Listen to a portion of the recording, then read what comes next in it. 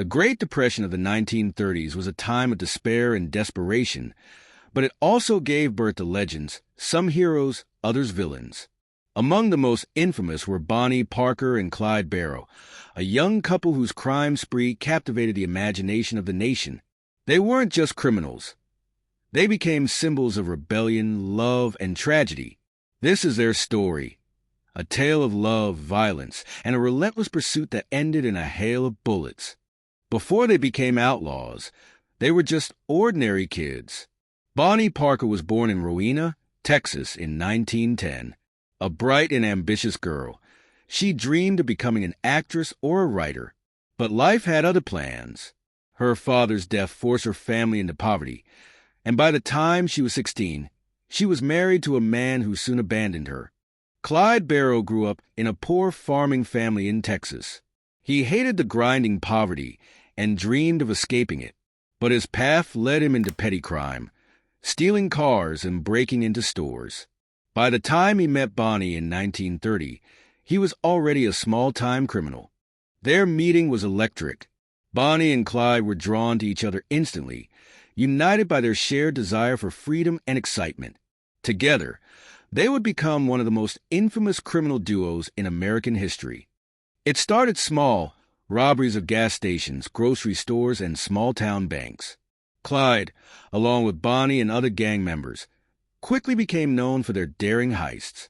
They targeted rural areas where law enforcement was weak, but their actions soon escalated into violence. Bonnie, though not as involved in the violence, became an icon. Her glamorous photos with guns and cigars, staged as jokes, turned her into a celebrity. The public, struggling during the Great Depression, saw them as modern-day Robin Hoods, despite the bloodshed they left behind. Bonnie and Clyde became experts at evading the law. Their car, a Ford the Fifth Eight, was their weapon of choice for escape. With its speed and durability, it allowed them to outrun pursuing officers time and again. They stayed on the move, hiding in forests, abandoned farmhouses, and the homes of relatives. But their escapes weren't without cost.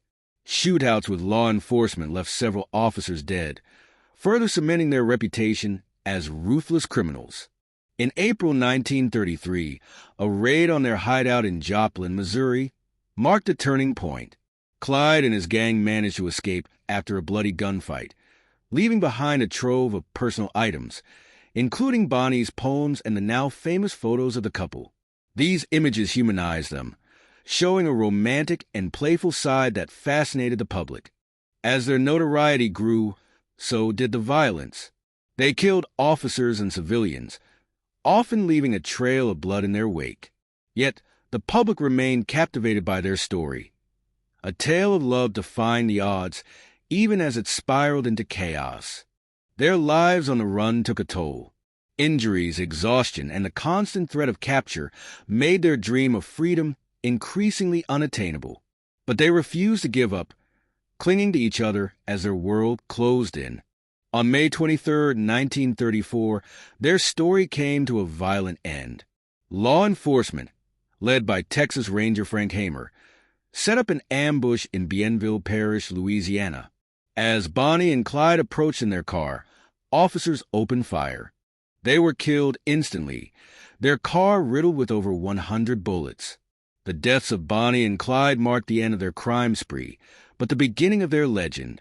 Decades later, Bonnie and Clyde remain cultural icons. Their story has been romanticized in films, songs, and books.